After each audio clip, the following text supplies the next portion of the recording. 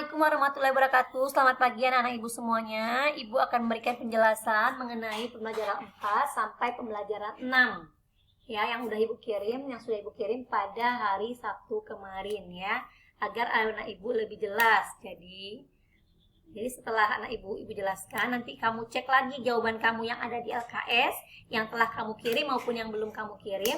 Silakan kamu cek kembali, kamu perbaiki, dan kamu kirim hari ini paling lambat pukul 12.35 ya. Kamu kirim hari ini paling lambat pukul 12.35. Dengan catatan ibu tidak mau jawaban yang asal-asalan. Ibu tidak mau nilainya rendah di bawah KKM kita. KKM kita adalah nilai paling rendah yang harus kita dapatkan, adalah nilainya 72. Jadi jangan sampai di bawah 72 ya. Jadi setelah ibu jelaskan, kamu cek kembali jawaban kamu benar atau salah. Kalau salah, dipersilahkan diperbaiki kembali sebelum dan dikirim ulang sebelum pukul 12.35. Batalkan pengiriman sebelumnya yang sudah mengirim dan kirim ulang ke Google Classroom ya.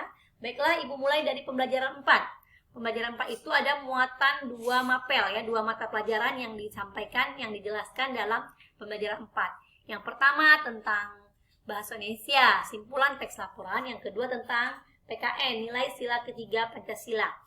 Oke, kita mulai dari Bahasa Indonesia, simpulan teks laporan. Apa itu simpulan? Simpulan adalah ikhtisar akhir dari suatu teks. Ikhtisar itu apa sih, Bu? Ikhtisar itu adalah intisari. Ya, intisari akhir dari suatu teks. Ya. Apa intisari itu, Bu? Intisari itu adalah bagian yang penting yang ingin disampaikan oleh si penulis kepada kita. Ya, jadi intisari apa intisari akhirnya dari sebuah teks yang kau baca, itulah simpulan. Bagaimana langkah-langkah membuat simpulan? Yang pertama, bacalah teks secara keseluruhan. Tentu kunci pertama dari pelajaran bahasa Indonesia ini ya, pelajaran bahasa Indonesia nanti sampai kamu SMP, sampai kamu SMA, sampai kamu kuliah, intisari adalah membaca.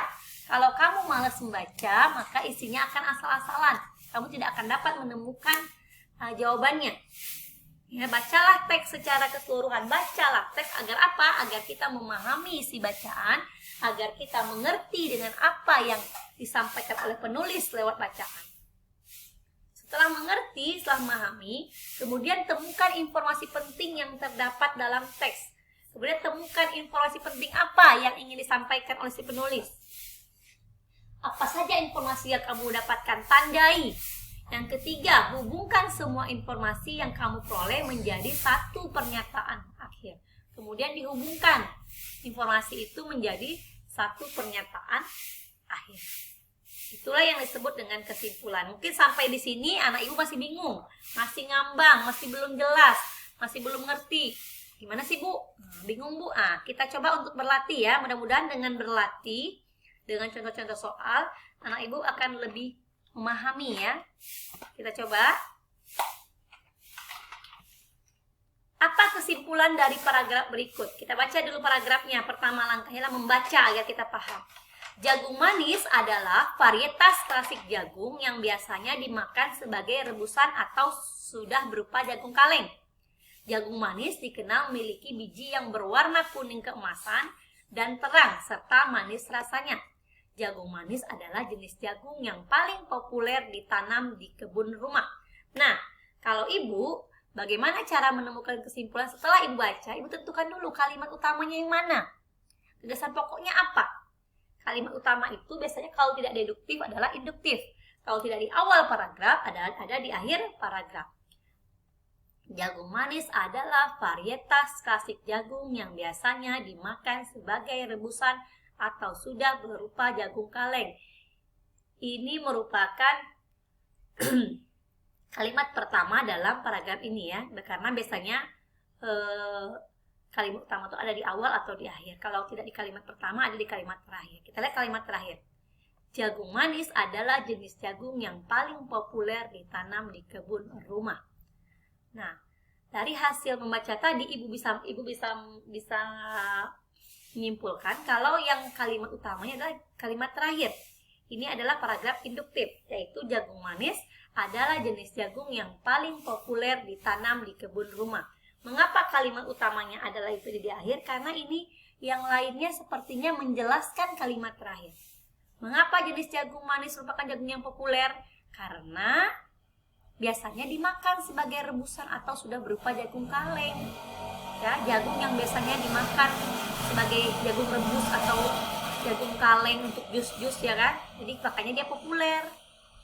Ya, mengapa dia populer? Karena dia memiliki bijinya warna kuning keemasan serta rasanya manis, makanya dia populer. Jadi kalimat lain menjelaskan yang kalimat terakhir, mengapa si jagung manis ini adalah jagung yang populer untuk ditanam di kebun rumah ya.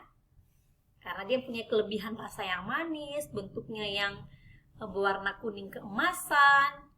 Ya, kemudian karena dia juga banyak digunakan orang, kan artinya banyak diminati, banyak dimakan sebagai rebusan atau sudah berupa jagung kaleng, banyak diminati, banyak digunakan orang lain. Jadi karena dia banyak diminati, karena dia juga warnanya, bentuknya yang bagus dan juga rasa yang manis, makanya dia adalah jagung yang populer. Maka kalimat terakhirnya adalah jagung manis adalah jenis jagung yang paling populer ditanam di kebun rumah. Maka gagasan pokoknya jagung manis adalah jenis jagung atau varietas jagung yang populer. Ya, jenis jagung yang paling populer di kalangan masyarakat. Maka simpulannya apa? Kita sudah menemui kalimat utamanya, sudah menemukan gagasan pokoknya. Apa kesimpulannya? Kesimpulannya kita kaitkan dengan informasi lainnya. Tadi adalah kalimat utamanya jagung manis adalah jenis jagung yang populer. Gagasan pokoknya adalah itu. Mengapa dia populer? Karena banyak diminati, tadi dijelaskan di kalimat pertama. Dan juga karena rasanya manis dan bentuknya yang menarik. Maka kita kaitkan, kita hubungkan. Maka kesimpulannya adalah jagung manis adalah jenis jagung yang populer. Karena rasanya manis dan banyak diminati oleh masyarakat. Seperti itu, kurang lebih ya, cara menyimpulkan paragraf. Kalau masih belum jelas, kita coba lagi berlatih. Latihan ini bisa kamu temukan di buku LKS kamu, halaman 19. Contoh latihannya ya. Teksnya adalah, lihat teks di paragraf pertama. Tanaman memiliki peranan penting dalam keberlangsungan hidup manusia. Tanaman menjadi salah satu sumber makanan sehari-hari. Salah satu tanaman yang menjadi sumber makanan adalah jagung. Jagung dijadikan sebagai makanan pokok di beberapa daerah di Indonesia. Nah, gagasan pokoknya ini ada di awal paragraf. Jadi kalimat utamanya tanaman memiliki peranan penting dalam keberlangsungan hidup manusia. Maka gagasan pokoknya adalah peranan penting. Peran penting tanaman jagung bagi manusia. Ya. Dia membahas tentang peranan penting jagung bagi manusia. Ya, peranan penting tanaman. Tapi tanaman di bahasa ini kan jagung. Tanaman yang dibahas adalah jagung. Berarti peran penting tanaman jagung bagi manusia. Jadi gagasan pokoknya deduktif ada di kalimat pertama. Simpulannya apa? Kita kaitkan dengan gagasan pokok tadi. Mengapa dia punya peran penting jagung ini bagi manusia? Kenapa? Karena di akhir ada dijelaskan jagung dijadikan sebagai makanan pokok. Berarti gagasan pokok yang di awal paragraf tadi dijelaskan di akhir paragraf. Ya, kalau jagung dijadikan sebagai makanan pokok di beberapa daerah Indonesia. Maka simpulannya, mengapa jagung tadi penting bagi manusia? Karena jagung sebagai makanan pokok manusia. Simpulannya di teks ini adalah jagung sebagai makanan pokok manusia. Sudah agak mengerti? Belum? Kita coba yang kedua ya. Jagung dapat hidup di ladang atau sawah. Jagung memiliki masa hidup 1 putaran. Masa hidup jagung hanya berlangsung 3-5 bulan. Seperti itulah siklus hidup tanaman jagung. Nah, Ibu rasa gagasan pokoknya ada di akhir. Membahas seperti siklus hidup tanaman jagung ya. Membahas siklus hidup tanaman jagung. Bagaimana siklus hidupnya? Kita jelaskan yang gagasan pokok tadi. Gimana ya siklus hidupnya? 1 putaran, 3 sampai masa hidup 1 putaran atau hanya berlangsung 3 sampai 5 bulan. Jadi bisa kita simpulkan ya. Jagung hidup 1 putaran yang berlangsung 3 sampai 5 bulan. Jadi simpulan itu seperti menjelaskan gagasan pokok. Ya. informasi penting yang berusaha menjelaskan gagasan pokok, berhubungan dengan gagasan pokok. Jadi siklus jagung itu siklus hidup, simpulannya adalah siklus hidup tanaman jagung satu putaran atau berlangsung 3-5 bulan. Ya. Atau jagung masa hidupnya berlangsung 3-5 bulan. Oke, itu kesimpulannya. Oke, paragraf ketiga. Jagung termasuk pada golongan berumah satu, artinya mempunyai putik serta benang sari pada tubuhnya. Jagung mempunyai bunga jantan dan bunga betina di satu tubuh. Bunga jantan dari jagung punya bentuk seperti malai. Sementara bunga jagung yang betina bentuknya mirip seperti tongkol yang ada di bagian batang jagung. Nah, ini gagasan pokoknya deduktif, ada di awal paragraf. Kalimat utamanya jagung termasuk pada golongan berumah satu, artinya mempunyai putik serta benang sari pada tubuhnya. Gagasan pokoknya jagung termasuk tumbuhan berumah satu. Ya, maka simpulannya adalah mengapa dia tumbuhan berumah satu? Apa hubungannya? Mengapa dia disebut sebagai tumbuhan berumah satu? Karena memiliki putik dan benang sari, ya. Maka simpulannya jagung memiliki putik serta benang sari pada tubuhnya sehingga dikatakan bunga sempurna. Ya. Karena memiliki putik dan benang sari pada tubuhnya. Tetapi tidak bunga sempurna ya, karena dia bunganya berbeda, bunga jantan beda, bunga betina letaknya berbeda, bukan dalam satu bunga, tapi masih dalam satu batang ya. Jadi kesimpulannya yang benar adalah jagung memiliki benang sari dan putik pada tubuhnya. Itu kesimpulannya. Ya. Berikutnya kita coba lagi ke paragraf keempat. Proses perkembangbiakan jagung dimulai saat munculnya bunga jagung. Ketika jagung sudah berbunga, berarti jagung siap untuk melakukan proses reproduksi. Penyerbukan serbuk sari bergantung pada angin atau beberapa hewan. Oleh karena itu, jagung termasuk tumbuhan yang berkembang biak secara generatif atau kawin.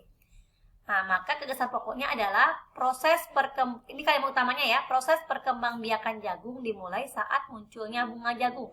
Berarti membahas mengenai proses perkembangbiakan jagung. Maka gagasan pokoknya adalah cara perkembangbiakan jagung. Bagaimana jagung berkembang biak tadi dijelaskan di sini di teksnya? Dengan cara generatif atau kawin. Berarti simpulannya jagung berkembang biak dengan cara generatif atau jagung berkembang biak secara generatif. Ya, jelas? Jadi simpulan itu menjelaskan gagasan pokoknya. Gagasan pokoknya apa? Dijelaskan.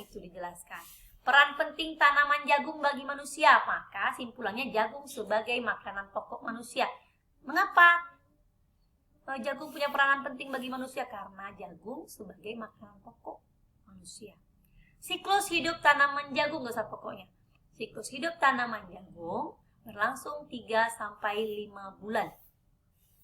Itu simpulannya. Jagung termasuk tumbuhan berumah satu. Mengapa tumbuhan berumah satu? Simpulannya maka jagung memiliki putik serta benang sari pada tubuhnya. Nah, cara perkembangbiakan jagung gagasan pokoknya, maka simpulannya adalah jagung berkembang biak secara generatif. Itu simpulannya ya nak ya. Itu sudah agak jelas ya anak ibu ya cara membuat simpulan.